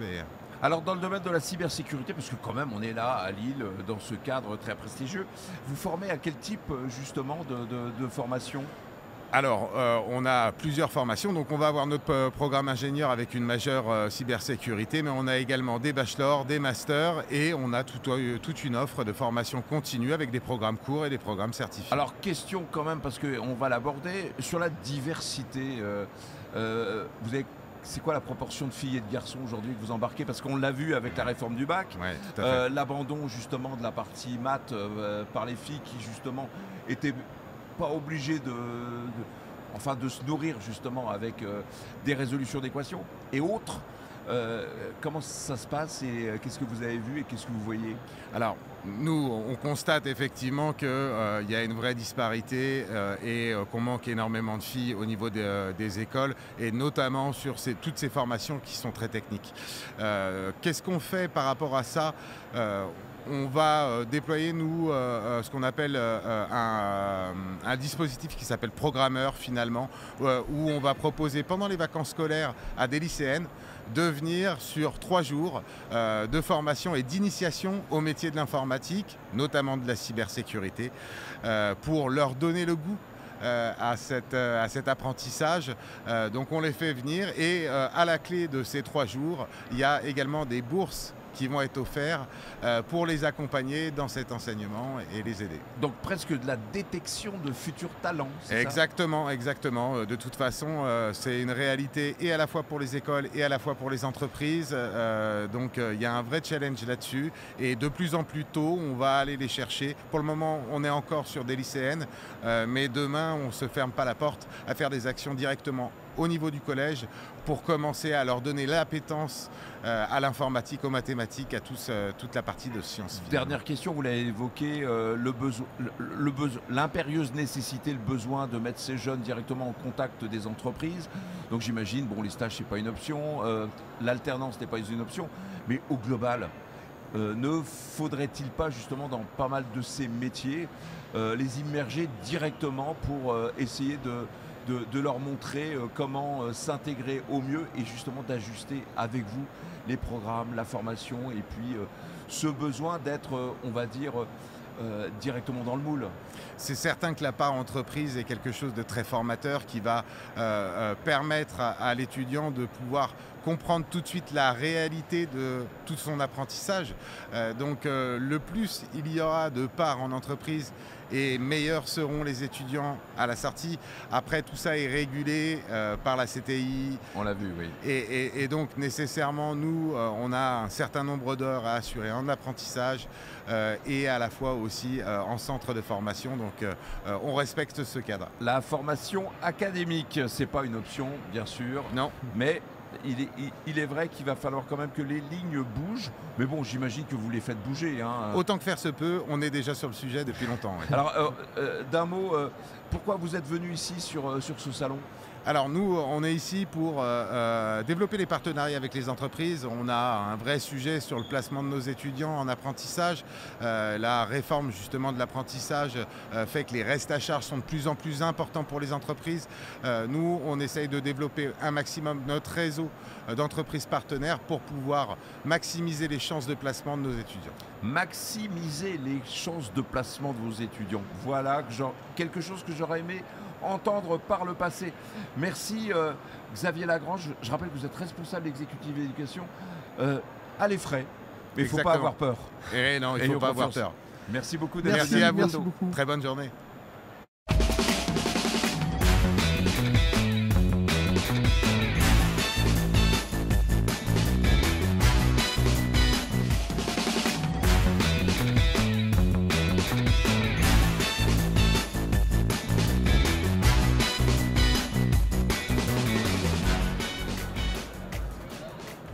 En direct du plateau d'IT for Business, Informatique News et Channel News, nous sommes toujours pour cette 17e édition à Lille à l'occasion du Forum InCyber. Ça y est, je l'ai dit. Hein, oui, ça tu as pensé. J'y suis enfin arrivé au bout de 3 jours. Non, c'est une vague plaisanterie, mais... Et nous sommes toujours dans cette séquence où on va parler du recrutement des talents. Recrutement des talents avec qui nous allons évoquer le sujet. Florence Pubaro, bonjour. Bonjour. Vous êtes la directrice générale du Clusif. Alors, directrice du Clusif. Directrice du Clusif, n'hésitez pas. Alors, d'un mot, on va peut-être rappeler quand même pour nos auditeurs si des fois ils ne connaissent pas le Clusif. Alors c'est une association de cybersécurité, l'une des plus anciennes en France, puisqu'on existe depuis 1992, où nous avons à peu près 550 membres. Ce sont des personnalités morales, donc des entreprises publiques et privées, ce qui représente 1300, 1400 personnes. Parmi ces adhérents, nous avons des experts en cybersécurité, des RSSI, des DSI, des DPO, et également les fournisseurs de solutions et de services de cybersécurité. Donc deux populations, mais qui travaillent ensemble autour de groupes de travail, pour des conférences, donc voilà, au même niveau. Alors on le voit, ça évolue, mais ça reste quand même constant, ce problème lié au recrutement des talents. Est-ce qu'au Clusif, vous avez justement des éléments de mesure qui permettent de dire que les choses s'améliorent ou qu'elles changent ? Alors on sait qu'aujourd'hui, bon, c'est des chiffres qui circulent, hein. On a à peu près, il manque à peu près 60 000 personnes en cybersécurité en France. Donc on voit qu'il y a vraiment un besoin important et qui ne fait que croître puisque toutes nos activités numériques se développent et on a besoin de les protéger. Donc le nombre de talents, on en recherche, on recherche des talents, ça reste une constante. On a différentes mesures maintenant qui se mettent en place pour essayer de combler ce manque, mais c'est long. Alors justement, on va revenir un petit peu. La répartition homme-femme, toujours même constat, ça s'est même pas arrangé avec le temps. Ça s'est même aggravé. Alors, oui, alors ça c'est un petit peu dommage puisque moi ça fait assez longtemps que je connais le marché de la cybersécurité et on voit qu'on reste sur des proportions de 10 à 15%. Malgré tout, il y a dans certains secteurs, on voit que ça peut évoluer et on peut espérer qu'en cybersécurité, avec les nouveaux enjeux, avec le besoin aussi de recruter des compétences qui ne sont pas forcément que techniques, on a besoin de compétences techniques, mais on a aussi besoin de juristes, on a aussi besoin de sociologues, on a aussi besoin de gens qui ont fait des sciences humaines, des gens qui comprennent la géopolitique. On peut espérer que quand même petit à petit on va faire rentrer par ces biais-là des femmes. Il y a aussi la reconversion qui est importante, c'est peut-être un levier pour essayer de faire croître les effectifs féminins. Mais c'est vrai qu'aujourd'hui, quand on va dans les écoles d'ingénieurs, dans les spécialités de cybersécurité, la proportion de femmes reste encore assez faible. Pourtant, il y a eu beaucoup d'initiatives qui ont été faites au niveau du gouvernement et puis même au niveau d'associations. Tout à fait. Et on n'a pas l'impression que ça porte vraiment ses fruits jusqu'à présent. Alors c'est probablement un travail de longue haleine, mais... C'est un travail de longue haleine. Il y a plusieurs associations qui portent la problématique des femmes dans la cybersécurité, comme Women for Cyber, comme le CEF6. Elles mènent des actions sur le terrain et on a des effets concrets quand même. On voit quand même que ça peut marcher. Alors c'est vrai que bon, c'est toute la chaîne à reprendre. C'est pourquoi les jeunes filles qui sont pourtant bonnes en maths, qui ont des bacs scientifiques, ne vont pas sur les métiers et de l'IT et surtout de la cybersécurité. Donc il faut aussi peut-être repenser notre cheminement, notre formation, l'attractivité des métiers de la cybersécurité. Déjà, ils sont mal connus. Faire connaître plus tôt. Donc. Les faire connaître plus tôt, les faire mieux connaître. Là aussi, hein, le sweat à capuche, la personne qui est en sweat à capuche, Yann Bonnet, le DGA du campus cyber, disait très justement que le sweat à capuche est souvent l'attaquant, mais on est là aussi pour protéger, on a un devoir de protéger les citoyens, les données. Donc peut-être aussi, il faut changer cette image de la cybersécurité et dire que chacun peut y aller. C'est-à-dire qu'encore une fois, oui, on a besoin de profils techniques, mais pas que. Alors justement, cette recherche de nouveaux profils, ça passe, comme vous l'avez rappelé, par de la présentation, des rôles modèles. Alors quelle est la diversité des panoplies qu'on peut essayer d'utiliser, de déployer à l'échelle, c'est-à-dire de l'ensemble des écoles.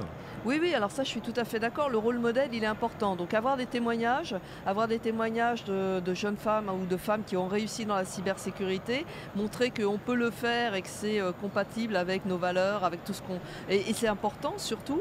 Moi je donne souvent l'exemple, je voulais être archéologue plus jeune parce que j'avais vu Harrison Ford dans Les Aventuriers de l'Arche perdue, donc j'ai fait des études d'archéologie, c'était génial, voilà, je me suis bien amusée pendant plusieurs années. Bon après le cheminement professionnel a changé, mais voilà, il faut des rôles modèles, il faut aussi montrer que on peut réussir, que c'est ouvert à beaucoup de gens, et bon, c'est poussé par des conférences, par des initiatives comme les vôtres avec des interviews, par des présentations qu'on peut aller faire dans les lycées, dans les collèges, dans les universités, donc tout ça, et dans le milieu professionnel aussi.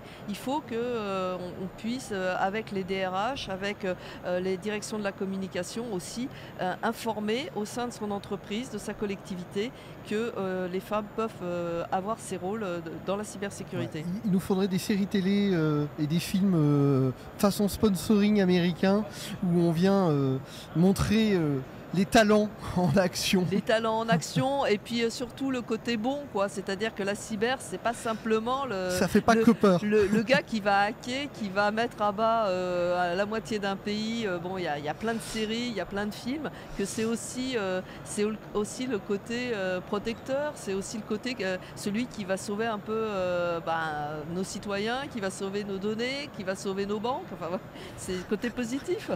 On va revenir sur un sujet, c'est celui de la formation professionnelle, ou plutôt celui de la reconversion. Alors, il y a beaucoup de dispositifs, on en parle beaucoup, il y a beaucoup de bruit de casserole, j'ai envie de dire, mais la réalité du terrain, elle est où concrètement? Quand vous voyez aujourd'hui, vous avez des talents féminins qui tapent aux portes d'entreprises, qui tapent aux portes des organismes qui sont censés accompagner, comme France Travail, et moi, j'ai pas des échos très positifs là-dessus. Qu'est-ce qui manque? Alors, qu'est-ce qui manque? Encore une fois, faire connaître ces métiers, que pour les DRH, pour les agents qui travaillent à France Travail, bien comprendre ce que font les métiers, quelles sont les compétences demandées, quels sont les soft skills aussi pour exercer ces métiers. Donc je pense qu'il faut aussi informer et former les gens qui vont recruter, les gens qui vont accompagner ces personnes qui sont en reconversion, et aussi du côté des entreprises, accepter que des gens peut-être qui n'ont pas le profil technique de base puissent quand même exercer ces métiers-là, acceptent aussi de prendre des gens un peu plus âgés, aussi des seniors, on ne prend pas simplement des jeunes. Il y a aussi un problème aussi sur les très jeunes qui sortent avec des bac plus 3 en cybersécurité, en bac plus 5 en alternance, et qui ont du mal à trouver des postes. Donc de dire que la cybersécurité, ça s'adresse à tout le monde, quel que soit son âge, et j'ai envie de dire quelle que soit sa formation initiale. On peut, parce que la cybersécurité, c'est un secteur où on apprend à chaque étape, on progresse, on évolue, et donc il faut aussi laisser les personnes qui ont envie, qui sont curieux, qui ont envie d'apprendre, ce sont des opportunités. Florence Pubarou, on l'a vu, il y a énormément de moyens, presque un pognon de dingue qui a été utilisé sur les années écoulées, notamment sur ce sujet. Et moi j'ai vu des acteurs justement de la seconde chance hurler au scandale, parce que la plupart du temps les moyens d'accompagnement étaient plus dévolus vis-à-vis de jeunes qui avaient déjà des formations de bac plus 5, parfois bac plus 3, et pas du tout d'accompagnement sur la seconde chance. On a quand même... C'est quoi, ça veut dire quoi ce décalage entre cette réalité qu'on constate et puis cette... voilà, vous dites qu'il faut former, sensibiliser, il faudrait peut-être obliger quand même. Alors est-ce qu'il faut obliger? Bon, c'est toujours le problème de la carotte et du bâton, et ça en France on sait ce que ça veut dire. Après, je ne sais pas si ça s'adresse uniquement à la cybersécurité. Le problème de la seconde chance... Je parlais du domaine numérique au global. Hein. Oui, peut-être. Et puis même au-delà du numérique, je pense qu'il y a d'autres secteurs d'activité aussi où peut-être qu'en France, je n'ai pas assez de connaissances européennes sur le sujet. Peut-être qu'en France, en effet, on n'accorde pas assez de chance à la seconde chance. c'est peut-être plus un problème, pas des dispositifs, comme vous l'avez rappelé, il y en a beaucoup, on a dépensé beaucoup d'argent. Est-ce que les dispositifs sont bien fléchés? Est-ce que, là on en revient aussi aux formations, est-ce que les formations répondent à la demande? Donc c'est une question plus globale qui dépasse celui de la cybersécurité. Oui, ça dépasse plus globalement celui de la cybersécurité, c'est surtout celui du marketing politique et puis de vouloir faire du chiffrage plutôt que de s'intéresser à la réalité des choses. Je voulais voir aussi au niveau du Clusif comment vous travaillez avec les écoles et les instituts de formation d'ailleurs. Alors aujourd'hui on initie plutôt des discussions avec les écoles, hein. Donc on est avant tout une association professionnelle, mais ce sont bien sûr des sujets que l'on saisit, qui nous intéressent, parce que en fait les écoles c'est aussi le vivier de demain, sont aussi les RSSI de demain, sont aussi les experts cybersécurité qui vont aller chez les acteurs du marché. Donc on commence à initier en fait des discussions pour voir comment on peut mieux les accompagner. Plusieurs de nos membres sont également enseignants dans des écoles d'ingénieurs. Donc là aussi, c'est l'occasion d'aller pousser ces métiers et de sensibiliser à la cybersécurité. Comment on fait évoluer justement ce volet formation? Parce qu'on le voit, il y a toujours ce sentiment d'un décalage entre, on va dire, la formation initiale, on parlait tout à l'heure de la CTI, de son rôle, et puis de l'autre côté, des entreprises qui se disent qu'il y a quand même un décalage entre ce qu'on nous a vendu et le fait qu'on a des jeunes qui sont là pour faire de la compétition. Mais là, il va falloir travailler en équipe, être curieux en permanence et se reformer, j'ai envie de dire, avec envie. Oui, tout à fait, mais en même temps, il faut aussi donner leur chance aux jeunes. Moi, j'ai eu des directeurs d'écoles d'ingénieurs qui m'ont dit on a des alternants, on n'arrive pas à les placer en entreprise. Oui, notre invité juste avant disait qu'il avait exactement le même problème. Voilà, donc là, et moi je l'ai vu à Lille, puisque en fait j'ai discuté avec pas mal de directeurs d'école. Donc là, on se dit il y a un problème, 60 000 postes qui restent à pourvoir et on n'arrive pas à placer quelques dizaines, centaines d'alternants. Donc en effet, bon, les entreprises, qu'est-ce qu'elles veulent? Elles veulent des gens qui sont formés, qui ont 2 ans, 3 ans d'expérience. Et l'alternant, il faut l'inclure, il faut l'intégrer. Et pendant 1 an et demi, 2 ans, il va falloir le former. Mais après, ça va être une pépite, ça va être une ressource. Donc il faut aussi que les entreprises se donnent un peu de temps. Alors en cybersécurité, on n'a pas forcément du temps, mais se donnent du temps à former aussi ces jeunes qui arrivent sur le marché. Donc là, c'est aussi... il faut développer dans l'entreprise le mentoring. Oui, le mentoring, c'est extrêmement important. On le voit, ça marche. Dans différentes associations, il y a du mentoring. Ça fonctionne. Aujourd'hui, il y a des gens qui acceptent d'être mentors de plus en plus. On a une génération de RSSI et DSI qui arrivent petit à petit vers l'âge de la retraite et qui sont prêts à passer plus de temps pour mentorer des jeunes. Et ça, c'est une excellente chose. Oui, mais ça reste quand même... une sacrée exception, puisqu'on le voit notamment dans les grands groupes, avec l'âge de départ en pré-retraite. Hein, ça n'existe plus, mais ça s'appelle France Travail aujourd'hui. Alors Florence Puybarreau, donc on voit bien qu'on a toutes les chances pour réussir. Donc comment arriver à continuer justement de mieux s'écouter les uns les autres, c'est-à-dire que les entreprises prennent un peu plus d'alternants, les formations initiales, essayer de sensibiliser pour amener un peu plus de jeunes filles justement vers les mathématiques et justement cette cybersécurité. Là, l'action, elle est où? Parce qu'on nous parle d'équipe de France, de la cyber ou de je sais pas quoi. On n'a pas l'impression vraiment de cette soudure ou de cet engagement collectif quand même. Alors moi, je ne suis pas tout à fait d'accord. Je pense que là, aujourd'hui, il y a une volonté, bien sûr. Alors, il y a beaucoup d'acteurs, je suis d'accord avec vous. Mais les choses commencent à bouger. On en a tous conscience. Il y a urgence. Il y a urgence d'avoir besoin de ces compétences. Il y a 5 ans, il y avait très peu de formation en cybersécurité. Aujourd'hui, les choses ont évolué et tant mieux. Donc, on voit que les choses avancent. Des manifestations comme le FIC sont aussi un moyen de se parler et d'échanger entre associations, parce que c'est ça aussi, c'est de travailler ensemble, de voir des éléments cohérents qui peuvent se mettre en place. Donc les associations sont là, les dispositifs sont là, l'argent, bon, il est là parfois ou un peu moins, mais disons que je pense qu'on avance dans la bonne direction. Ça risque d'être long parce qu'on part de très loin, mais soyons positifs. disons-nous, on a la chance de le faire, on peut avoir la chance de le faire, on peut faire évoluer les choses. Bon, alors il va falloir être un peu moins impatient et plus Mais au moins, on indulgent. peut faire évoluer les choses, donc profitons-en. Merci Florence Pubero. Je rappelle que vous êtes la directrice du Clusif, cette association qui maintenant accompagne ce secteur ô combien sympathique de la cybersécurité. Merci beaucoup. Merci.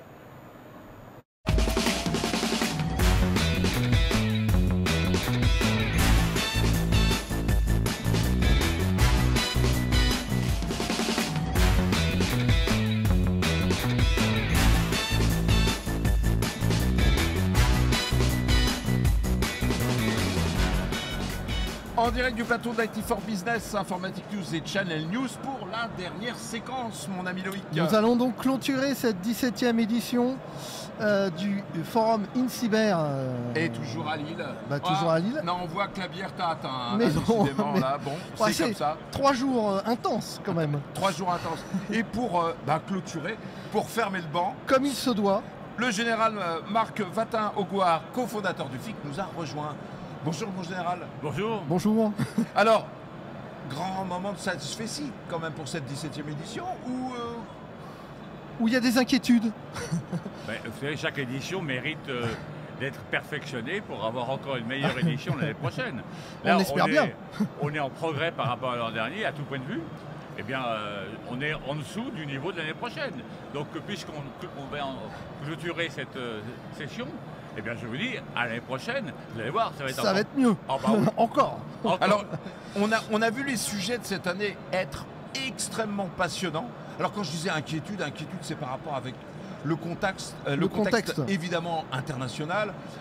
On a un nouvel ami, il a une frange jaune comme ça, et chaque matin on se réveille, c'est un peu le jour de la marmotte, on se réveille en se disant tiens, on est en train de revivre le même épisode que la veille, avec toujours... Mais pas toujours de la même cohérence que la veille. C'est vrai, non, c'est pas le jour de la marmotte, je sais pas comment le qualifier. En tout cas, on l'a vu, donc la thématique cette année, c'est celle effectivement de la confiance, c'est celle du zéro trust, il faut être carrément en mode parano, et puis c'est surtout le besoin aujourd'hui de s'organiser en européen. Alors, est-ce qu'on commence réellement à avoir les prémices d'une reconfiguration? Parce qu'on l'a évoqué pendant ce salon, près de 840 acteurs au niveau européen dans le domaine de la cyber, avec des nouvelles pépites extraordinaires que vous célébrez chaque année. Mais ça fait quand même trop d'acteurs pour arriver à avoir des champions européens. Donc, comment vous voyez les choses, vous, d'après vous, de Qu'est-ce qu'il faudrait qu'on fasse?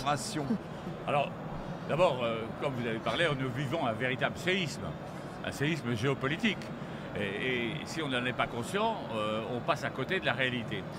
Ce séisme géopolitique, il nous oblige à reconfigurer l'Europe. Non pas l'Europe des marchands, l'Europe marché unique, le mot marché est terrible, mais l'Europe unie sur une cybersécurité plus forte. Mais il n'y a pas de cybersécurité forte si vous n'avez pas une structure industrielle. Pour avoir une structure industrielle, c'est bien d'avoir des pépites, c'est bien d'avoir des start-up, mais il faut avoir des entreprises qui ont une dimension suffisante, j'allais dire, pour pouvoir s'auto-financer ou en tout cas être suffisamment forte pour pouvoir recevoir. Parce que les inquiétudes, ce sont les chiffres de marché. L'ensemble des acteurs européens ne représentent que 10% du chiffre d'affaires généré dans le domaine de la cyber. Le reste du marché étant largement dominé par les acteurs américains. Alors, c'est vrai, mais il faut savoir, il faut mesurer les causes. Dans certains cas, les Américains ont été en avance. Il ne faut pas oublier quand même que c'est eux qui ont créé le net. Il ne faut pas l'oublier, même si ils se sont appuyés sur les technologies françaises de Louis XII. Mais ça, on l'oublie souvent. Bon. Donc les Américains ont créé le net. C'est normal qu'ils soient en avance. Toute la gestion du net, c'est les associations de droit californien, la ICANN, l'ISOC et le W3C. Donc on ne peut pas aujourd'hui nier le fait que les Américains soient en avance. Simplement, quand on a des administrations françaises, des entreprises publiques françaises, qui ne vont pas chercher par flemme ou par peur du risque des solutions françaises ou européennes, alors là je dis que là il y a un vrai problème. Mais le problème il vient aussi des obligations européennes qui doivent être modifiées. On doit avoir un Buy European Act C'est-à-dire comme on a un Buy American Act, il faut qu'on ait la possibilité, nous, de commencer à commander des produits européens, français bien sûr, mais européens, avant d'aller chercher ailleurs. Alors cette préférence européenne, on la voit quand même. On a eu la parole politique il y a à peu près quelques jours, notamment Clara Chapaz, qui est venue au sein de la DINUM nous parler de préférence nationale et européenne. En revanche, il y a quand même un sacré décalage entre les paroles et les actes. Et puis, comme vous dites, les conditions d'exercice du marché public dans lequel on ne peut même pas faire figurer Secnum Cloud auprès d'acteurs qui ne sont pas directement concernés par, on va dire, l'injonction qui avait été faite par Jean Castex sur le cloud au centre. Toutes ces questions juridiques doivent être effectivement tranchées, traitées. Maintenant, je vais vous poser une question. Vous êtes directeur des services informatiques d'une entreprise. On vous dit, il y a une solution Google, une solution Microsoft, et puis il y a une solution d'une start-up française. Qu'est-ce que vous allez faire? Vous allez réfléchir en disant, bon, la solution américaine, si elle foire, c'est de la faute des Américains. On dira, bah oui, j'y peux rien, leur produit n'est pas bon. La solution française, si elle foire, c'est de ma faute. C'est la faute du DSI. Donc vous voyez que là, il y a un vrai problème. Il faut montrer qu'aujourd'hui, il y a un droit à l'erreur, un droit à... Mais en plus, on ne serait pas dans l'erreur, puisqu'on a des produits de très grande qualité. Ce forum le montre. Simplement, la difficulté qu'on a, c'est qu'on a des entreprises qui n'ont pas encore la surface financière suffisante. Et qui sont parfois confrontées à des difficultés dans les levées de fonds, même si, on l'a vu, la France est en tête de l'Europe dans les levées de fonds. Simplement, nous n'avons pas, à mon avis, aujourd'hui, de fonds souverains. Et ça, c'est la faute gravissime de la réforme des retraites, qui n'a pas choisi une forme de capitalisation qui aurait permis de générer des fonds pour la high-tech. Vous voyez ? Et donc, tout ça, ça veut dire qu'il faut regarder tous les mécanismes. Vous savez, c'est comme si vous disiez, ma montre ne marche pas, c'est mon aiguille. Okay. Mais l'aiguille, il y a le ressort, il y a le système qui permet de tourner et de remonter le ressort. Donc il faut regarder tous les mécanismes et se dire à quel moment il y a quelque chose qui grippe, à quel moment l'aiguille s'arrête au mauvais endroit. Mais derrière, il y a effectivement la peur du risque, comme vous l'évoquiez. Il y a aussi peut-être un problème de confiance. Le thème de ce salon, justement, c'est le Zero Trust, mais il y a aussi la confiance au-delà du Zero Trust.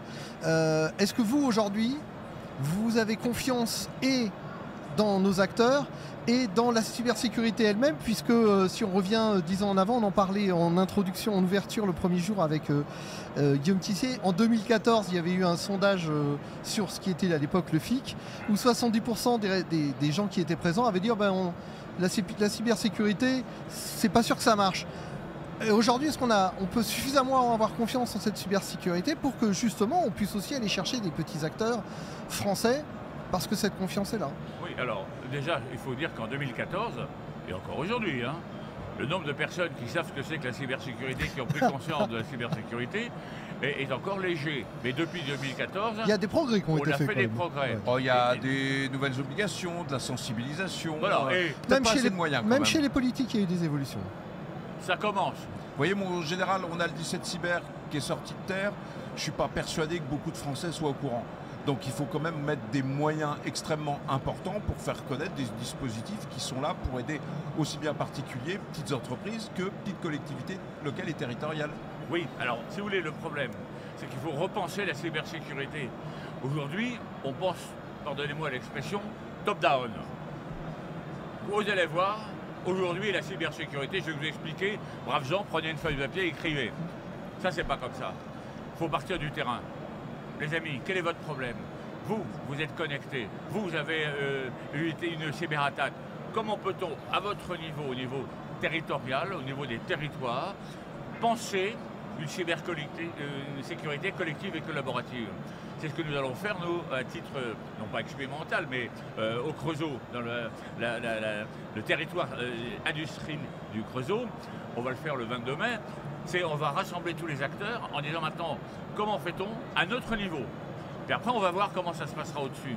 Et je pense que c'est comme ça, en repartant du citoyen, en repartant de la petite entreprise, en repartant de la petite collectivité territoriale, qu'on va en quelque sorte faire naître un esprit cybersécurité qui part du terrain de la réalité. Mais il faut leur apporter également des solutions. Alors la bonne nouvelle, c'est qu'il y a beaucoup d'acteurs aujourd'hui qui apportent des dispositifs, on l'a vu avec Exatrust, certainement on va en voir d'autres, qui permettent de connaître à la fois et l'état de la menace de ces dispositifs à soi, et puis aussi l'ensemble des outils. Mais est-ce que c'est suffisant? Parce que le problème qu'on a, c'est qu'on aime bien NIS2, faire des injonctions, menacer en disant vous y allez de manière volontaire, parce que sinon ça ne va pas forcément bien se passer, parce que déjà ça ne va pas bien se passer si on est attaqué, déjà, mais ensuite on n'apporte pas de solution. La solution aujourd'hui, c'est d'apporter et du déploiement à l'échelle massif. Comment est-ce qu'on peut faire pour simplifier cette approche? Vous avez raison de souligner le problème, notamment pour les tout petits. Les petites communes, moi ma commune en Bourgogne c'est 1500 habitants. Comment voulez-vous? Alors elle n'est pas NIS 2. Mais, mais la communauté de communes, elle peut. Elle est NIS 2, mais juste à la limite, mais elle n'a pas beaucoup de moyens. Et le pire, c'est que le syndicat des eaux, qui produit de l'eau potable, parce qu'il produit un produit considéré comme critique, devient NIS 2. Ça veut dire que quand bien même on ne serait pas collectivité territoriale NIS 2, par le service public qu'on apporte, on devient NIS 2. Quel est le problème? C'est qu'en fait, allez voir ma commune en disant écoutez, votre cybersécurité, je la prends en main, ça va vous coûter tant. Le maire, il va dire mais attendez, par rapport à mon budget, c'est impossible. En revanche, si on arrive à créer une plateforme commune aux collectivités territoriales et aux toutes petites entreprises, alors disons, écoutez, pour quelques euros par mois, par poste, on va vous apporter une cybersécurité collective. Ça, c'est un nouveau marché. Il y a quelques temps, quand je disais il faut s'occuper des petits, on me répondait il n'y a pas de marché. Mais vous allez voir qu'il y aura un marché. Parce qu'à cause de NIS 2, à cause des obligations qui vont descendre... Ou grâce à... Pardon? Ou grâce à, vous avez dit à cause. Oui, ou grâce à... Effectivement, vous avez raison de me reprendre. Grâce à NIS 2, on va avoir, si vous voulez, des obligations qui vont peser sur les tout petits et qui vont nous amener à trouver des solutions industrielles, des solutions logicielles, des plateformes. Vous comprenez, aujourd'hui, quand je vais être au Creusot, j'ai intitulé un de mes ateliers « Au secours ». Pourquoi je l'ai appelé au secours? Parce que j'ai préparé le forum du Creusot avec un pré-forum où il y avait les chefs d'entreprise, les collectivités territoriales, les particuliers, ainsi de suite. Je leur ai dit, écoutez, il y a deux solutions. Je viens, je vous fais un discours, ça vous intéresse ou ça ne vous intéresse pas? Ou alors, moi je vais vous dire une chose, on va partir. Quels sont vos problèmes? Racontez-moi vos problèmes. Dites-moi ce que vous voulez. Et un des thèmes, c'était au secours. J'ai un problème, qui m'a aidé? Mais quand vous êtes opérateur d'importance vitale, vous savez qui est l'ANSSI. L'ANSSI vous connaît. Mais quand vous êtes une petite entreprise, une petite cartonnerie, qui pourtant produit des produits importants, toute la cartonnerie de luxe, qui s'occupe de vous? Personne. Donc en fait, il va falloir aujourd'hui, véritablement, construire à l'échelle des territoires, en dessous des CIRT, en dessous des plateformes qui vont mutualiser et qui vont permettre d'accéder à la cybersécurité à un coût raisonnable. Et vous avez prononcé ce mot qui est très difficile aujourd'hui dans la bouche des opérateurs, et je ne donnerai pas de nom, qui est celui de la mutualisation, puisque chacun a l'air de vouloir y aller de sa solution. Non, il faut mutualiser, il faut effectivement avoir un effet d'échelle, et puis surtout, comme vous le dites, apporter de l'appétence et des compétences. Voilà. Alors il y a un problème aussi qu'il faut lever. C'est, je suis maire, telle tendance, mon voisin a la tendance opposée, est-ce qu'on va avoir un système de cybersécurité commun? Ben oui, parce que le problème, il est transversal, il n'est pas politique. J'ai déjà vu des attaquants de gauche et de droite, mais pas en matière de cyber, vous avez raison. Alors, dernière question, c'est celle de... Et après cette 17e édition, vers quoi se dérouille ce qu'on pourrait dire aussi, c'est que on n'a pas trop parlé des talents, mais c'est toujours un vrai sujet. Je sais que c'est un sujet qui vous intéresse beaucoup, qui vous passionne. Et quand on voit aujourd'hui des androïdes et des robots circuler dans les allées du salon, est-ce que l'an prochain il y aura moins d'hommes et beaucoup plus de robots et beaucoup plus d'histoires? Autant d'hommes et j'espère plus de femmes. J'enseigne. Et quand je rencontre mes anciens étudiants embauchés dans les entreprises, je me dis que dans une telle mesure, j'ai réussi quelque chose. Pourquoi? Parce que vous avez parlé de compétences et de talents. Tout cela, la cybersécurité, c'est du vent, c'est du discours. Il n'y a pas des hommes et des femmes derrière. Or, qui les forme? Où les forme-t-on? Combien en forme-t-on? Est-ce qu'aujourd'hui, l'enseignement supérieur de la recherche est à la hauteur des enjeux? Oui, il y a davantage de master. Oui, il y a davantage de bachelor. Oui, il y a davantage de DU. Mais pas assez par rapport aux enjeux, aux besoins. Il y a trop de maquettes de masters qui sont conçues pour le 19e et le 20e siècle. Ça suffit. Il faut arrêter. Quand le ministre de l'Enseignement supérieur de la Recherche, Patrick Hetzel, avant qu'il y ait eu la dissolution, avant le remaniement, pardon, oui. Il m'a dit, c'est quoi mon job? Je lui ai dit, il y a 3. 1, la compétence. 2, la compétence. 3, la compétence. Pas un diplôme d'État ne doit être distribué sans avoir une compétence cybersécurité adaptée à la matière. Un médecin qui ne sait pas la cybersécurité de son métier, dehors. Un notaire qui ne connaît pas la cybersécurité de son métier, dehors. Un juriste qui ne connaît pas la cybersécurité, dehors. Et tout est comme ça. Et il nous faut reformater toutes les maquettes des formations. Mais c'est tout de suite. C'est pas dans un an, dans 2 ans, dans 3 ans. Or, on a un problème administratif. C'est que quand vous commencez à penser à un master, il faut passer par toutes les fourches codines. Qui va enseigner? Ah, le professeur Dupont a besoin de 15 heures, alors on va lui mettre 15 heures dans sa matière. C'est pas comme ça qu'on construit la jeunesse de demain. Vous comprenez? Alors, vous allez dire que je suis peut-être un peu excessif, mais moi je pense aux jeunes de demain. Et je dis que tous ceux qui aujourd'hui préparent des jeunes à l'avenir en partant des bases du passé, ces gens-là, ce sont des criminels. Voilà. Et je pense qu'il y a des choses qu'il faut revoir. Donc, urgent. Remettre la tête dans le présent. Bon, 17e édition donc, qui se clôture, 18e édition. Vers quelle trajectoire nouvelle on se dirige? Alors, dans ce monde de grande incertitude, c'est très vaillant de ma part de vous poser ce genre de questions. Je l'ai dit dans mon discours d'ouverture, il y a 3 jours, le New Deal numérique. Et quand vous regardez ce qu'est le New Deal, c'est vraiment un nouveau souffle, une nouvelle vision, une nouvelle direction, s'appuyant sur le numérique. Pourquoi ce New Deal? Parce qu'aujourd'hui, on est au milieu d'un étau, 2 mâchoires. La mâchoire des big tech qui veulent construire la société sans nous, contre nous, mais à condition qu'on paye. Et la mâchoire du Parti communiste chinois qui veut nous encadrer et nous mesurer, nous évaluer en permanence. Nous, on est au milieu. Alors qu'est-ce qu'on fait? On écarte les coudes pour empêcher les mâchoires de ressortir. En fait, pour écarter les coudes, il faut les serrer.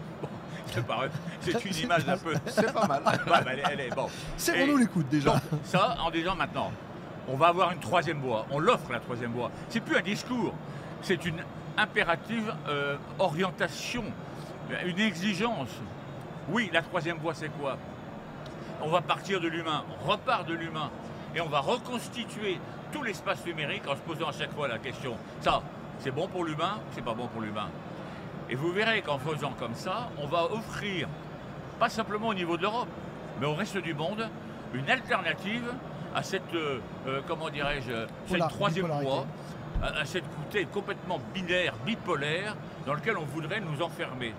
Et donc pour moi, je voudrais que le thème de l'année prochaine, et ce sera sans doute celui-là, soit un thème politique. Alors au thème politique, je ne suis pas là pour faire de la politique, mais un thème politique au sens noble du terme. Je suis convaincu qu'aujourd'hui, alors que la politique est complètement décriée auprès de nos citoyens, c'est par le numérique, par une vision d'avenir, qu'on va remettre la politique en selle, qu'on va redonner du sens à la politique. Et on va dire aux politiques, où va-t-on? Montre-moi le chemin, mais va pas plus loin. Laisse le business s'occuper, laisse les entrepreneurs entreprendre, laisse les chercheurs chercher. Mais toi, dis-nous où on va.